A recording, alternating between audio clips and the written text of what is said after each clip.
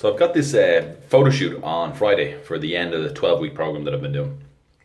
And I'm doing some like stupid, crazy shit to get myself in like the best possible condition for it. But the one thing what I want to kind of do, a lot of people are kind of, oh, what are you doing, John? What are you doing?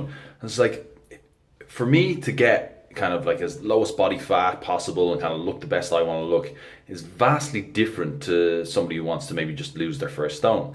That's why I've kind of like, I have a big problem with like all these kind of like Instagram posts and, people posting up, kind of what they're doing and people trying to copy it when they're only starting off. What you need to do to get a six pack, the last 10, 15 pounds maybe, versus what you need to lose the first 10 or 15 pounds are two very, very, very different things.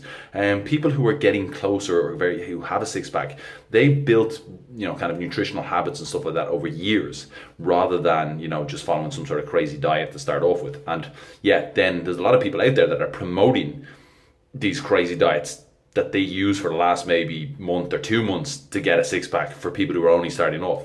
Big problem with this is that they're very hard to adhere and stick to. So that even if you do stick to them for the 2 or months or so, then what happens at the end?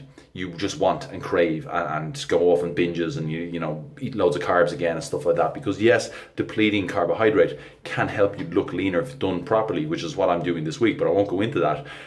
But I wouldn't recommend someone who's just starting off to cut carbs, because your body's not going to be able to handle it, it's not going to be used to it, and it's just going to make things a hell of a lot harder.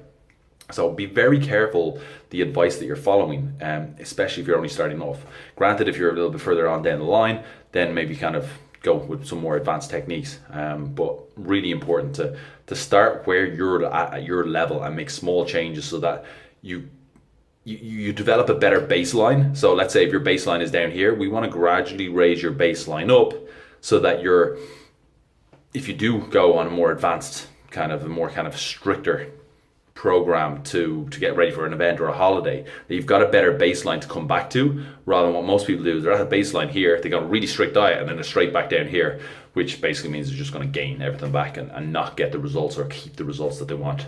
So again, just be very careful in terms of the advice that you're following. Start where you're at and you'll get much better long-term results. Talk to you soon. Cheers. Bye.